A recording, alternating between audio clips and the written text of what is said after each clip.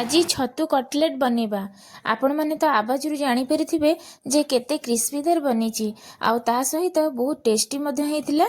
ताहाले आउ डेरी करिबेनी सांग माने चलंतु देखिबा मु केउ प्रोसेस रे एही रेसिपीटी बनैची।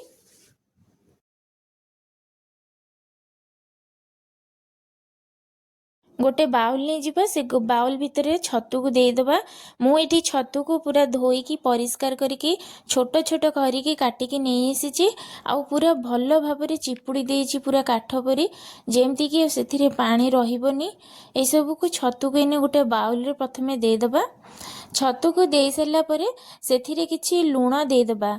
जेतेबेले भी आपण यही रेसिपी करेंगे टिके लुण पानी रे भिजई रखिबे। छतुरे एमती लुण देदेबे से जो एक्स्ट्रा पानीटा जो थाए सेटा बाहर सेटा बाहर करने कौन बाहर कले कौन हम मुझे आगू को कहबी। प्रथम एमती लुण गोलैकी आम रखीदे 5 मिनिट खंडे जमती से भल भाव पानी तार बाहरी जीवो।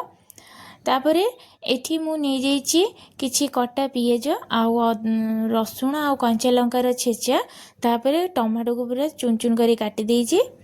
देखंतु एठी 5 मिनिट पर पूरा छतुरु पानी बाहरी आछि पूरा जे लुणटा देइथिली सेति पे छतु नरम हे कि पूरा पानी पळै आछि।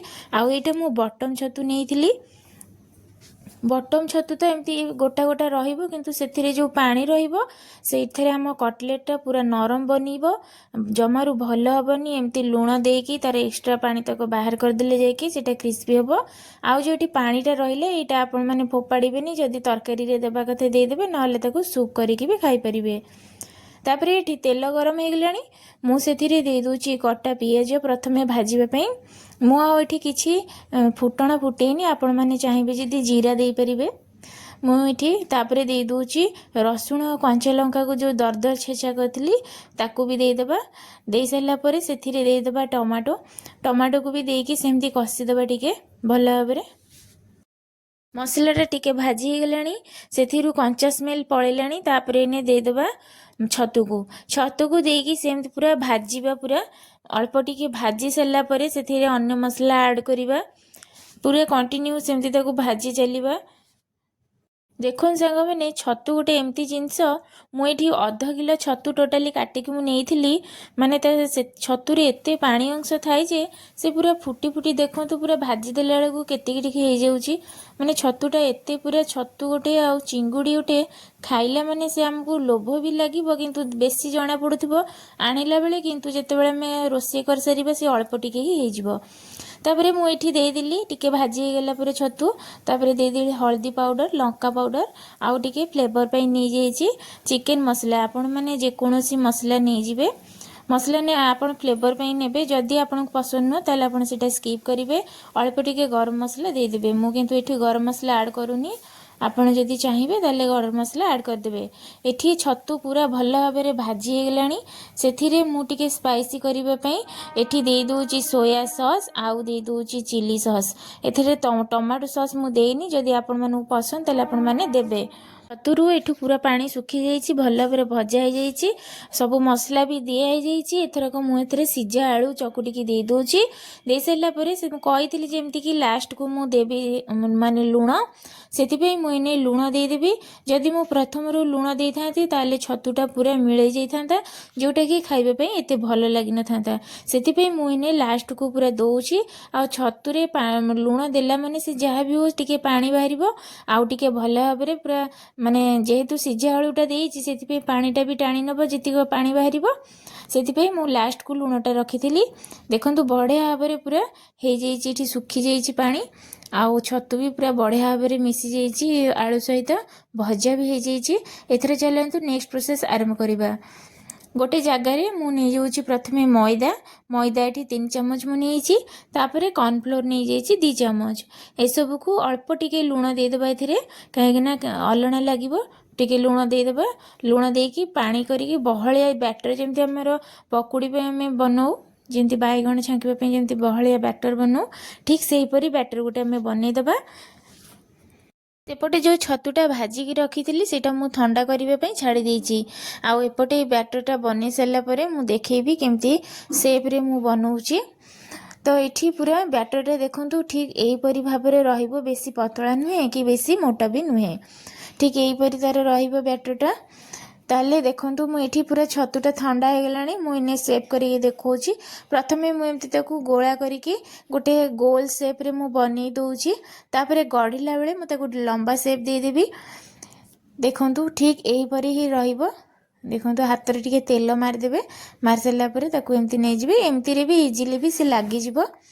जदि आपको लगुच जे एटा माने छतुटा टिके पतला अंश अच्छी ताले से आउ टिके सिझा आलू देदेवे ताले सेटा भल भाव कोटिंग बाइडिंग हो जिवो ता देहरे। देखंतु प्रथमे मु से जो बैटरटा करथिली सेथिरे मु कोटिंग दे दोउची।